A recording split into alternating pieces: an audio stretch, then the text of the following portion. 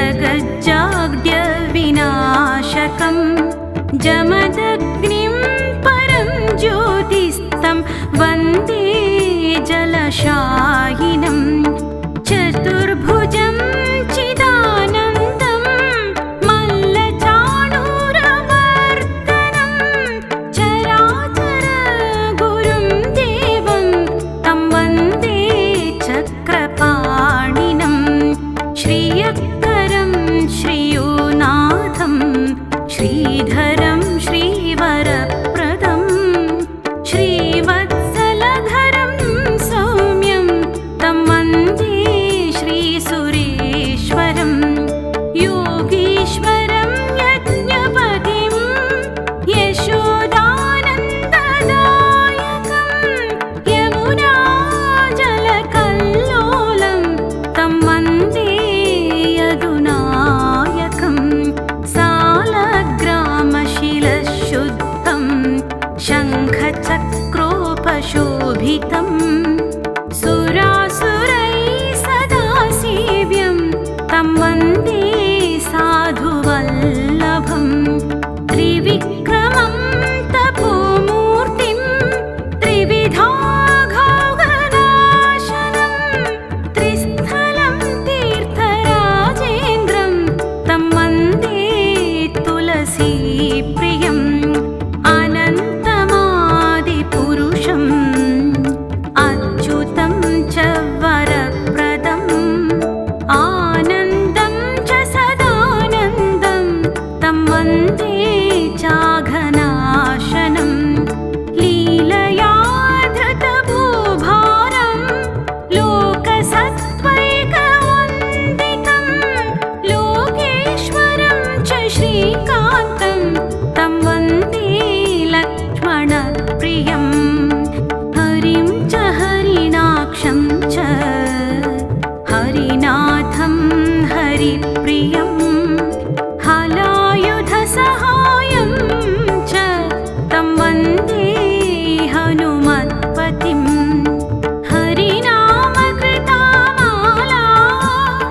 पवित्रा पापनाशिनी बलिराजेन्द्रेण चोक्ता कण्ठे धार्या प्रयत्नतः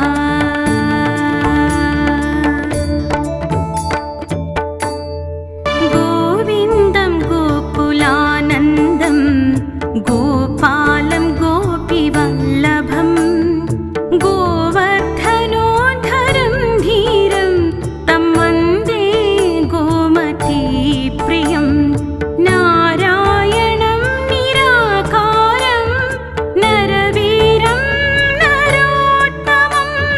नृसिंहं नागनाथं च तं वन्दे नरकान्तकं पीताम्बरं पद्मनाभं पद्माक्षं पुरुषोत्तमं पवित्रं परमानन्दं तं वन्दे परमेश्वरं राघवं रामचन्द्रं च रावणारिं रमापतिं राजीवलोचनं रामं तं वन्दे रघुनन्दनं वामनं विश्वरूपं च वासुदेवं च विठ्ठलं विश्वेश्वरं विभुं व्यासं तं वन्दे वेदवल्लभं दामोदरं दिव्यसिंहं दयालुं दीननायकं दैत्यारिं देवदेवेशं तं वन्दे देवकीसुतं मुरारिं माघवं मत्स्यं मुकुन्दं मुष्टिमर्दनं मुञ्जकेशं महाबाहुं तं वन्दे मधुसूदनं केशवं कमलाकान्तं कामेशं कौस्तुभप्रियं कौमुदकीधरं कृष्णं तं वन्दे कौरवान्तकं भूधरं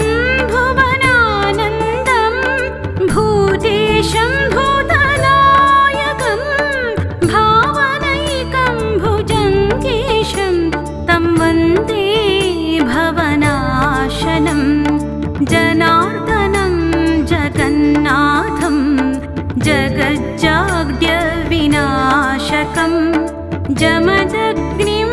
परं ज्योतिस्तं वन्दे जलशायिनं चतुर्भुजं चिदानन्दं मल्लचाणूरमर्दनं चराचरगुरुं देवं तं वन्दे चक्रपाणिनं श्रियकरं श्रियोनाथं श्रीधरं श्रीवरप्रदं श्रीवत्सलधरं सौम्यं तं वन्दे श्रीसुरेश्वरं योगीश्वरं यज्ञपतिं यशोदानन्ददायकं यमुनाजलकल्लोलं तं वन्दे यदुनायकं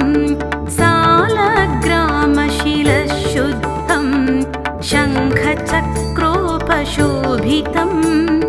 सुरासुरैः सदा सेव्यं तं वन्दे साधुवल्लभं त्रिविक्रमं तपोमूर्तिं त्रिविधाघौघनाशनं त्रिस्थलं तीर्थराजेन्द्रं तं वन्दे तुलसीप्रियम् अनन्तमादिपुरुषम् अच्युतं च वरप्रदम् आनन्दं च सदानन्दं तं वन्दे चाघनाशनं लीलया धृतभूभारं लोकसत्त्वैकवन्दितं लोकेश्वरं च श्रीकान्तं तं वन्दे लक्ष्मणप्रियं हरिं च हरिणाक्षं च हरिनाथं हरिप्रियं हलायुधसहायं च तं वन्दे हनुमत्पतिं हरिनामकृता माला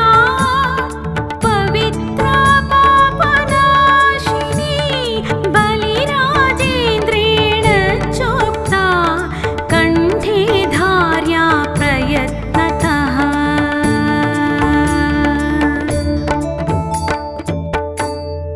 गोविन्दं गोकुलानन्दं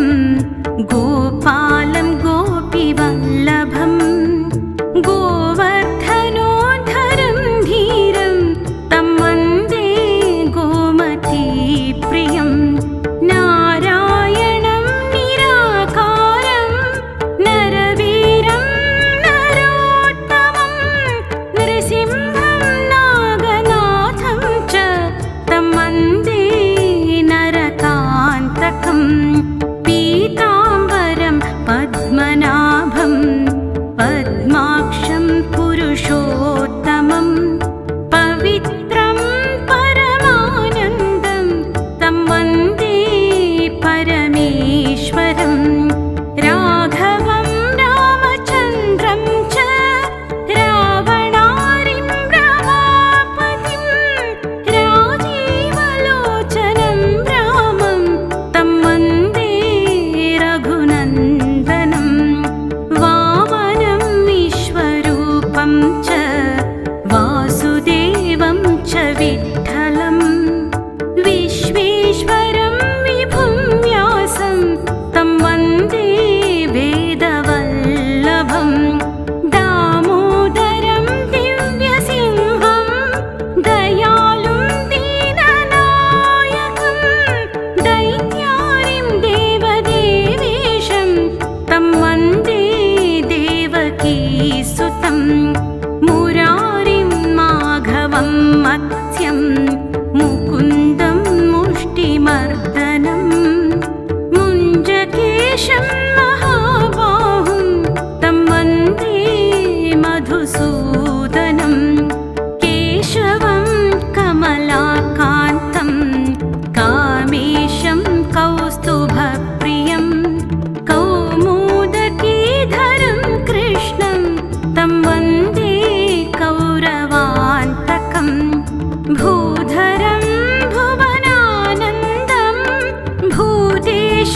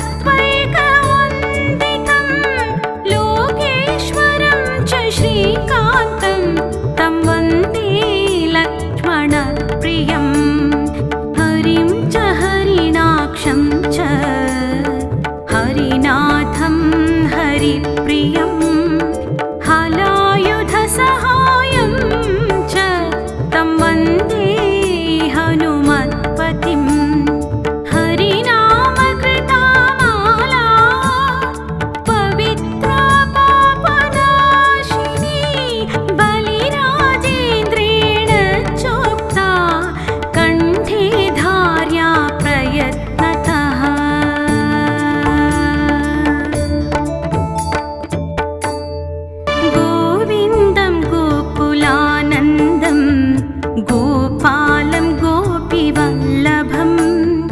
गोवर्धनोद्धरं धीरं तं वन्दे गोमतीप्रियं नारायणं निराकारं नरवीरं नरोत्तमं नृसिंहं नागनाथं च तं वन्दे नरकान्तकम् पीताम्बरं पद्मनाभं पद्माक्षं पुरुषोत्तमं पवित्रं परमानन्दं तं वन्दे परमेश्वरं राघवं रामचन्द्रं च रावणारिं रमापतिं राजीवलोचनं रामं तं वन्दे रघुनन्दनं वामनं विश्वरूपं च वासुदेवं च विठ्ठलं विश्वेश्वरं विभुं व्यासं तं वन्दे वेदवल्लभं दामोदरं दिव्यसिंहं दयालुं दीननायकं दैत्यारिं देवदेवेशं तं वन्दे देवकीसुतं मुरारिं माघवं मत्स्यं मुकुन्दं मुष्टिमर्दनं मुञ्जकेशं महाबाहुं तं वन्दे मधुसूदनं केशवं कमलाकान्तं कामेशं कौस्तुभप्रियं कौमुदकीधरं कृष्णं तं वन्दे कौरवान्तकं भूधरं भुवनानन्दं भूतेशं भूतनायकं भावनैकं भुजङ्गेशं तं वन्दे भवनाशनं जनार्दनं जगन्नाथं जगज्जाड्यविनाशकं जमदग्निं परं ज्योतिस्तं वन्दे जलशायिनं चतुर्भुजं चिदानन्दं मल्लचाणूरमर्दनं चराचरगुरुं देवं तं वन्दे चक्रपाणिनं श्रियकरं श्रियोनाथं श्रीधरं श्रीवरप्रदं श्रीवत्सलधरं सौम्यं तं वन्दे श्रीसुरेश्वरं योगीश्वरं यज्ञपतिं यशोदानन्ददायकं यमुनाजलकल्लोलं तं वन्दे यदुनायकं सालग्रामशिलशुद्धं शङ्खचक्रोपशोभितं सुरासुरैः सदा सेव्यं तं वन्दे साधुवल्लभं त्रिविक्रमं तपोमूर्तिं त्रिविधाघौघनाशनं त्रिस्थलं तीर्थराजेन्द्रं तं वन्दे तुलसीप्रियम् अनन्तमादिपुरुषम् अच्युतं च वरप्रदम् आनन्दं च सदानन्दं तं वन्दे चाघनाशनं लीलया धृतभूभारं लोकसत्त्वैकवन्दितं लोकेश्वरं च श्रीकान्तं तं वन्दे लक्ष्मणप्रियं हरिं च हरिणाक्षं च हरिनाथं हरिप्रियम्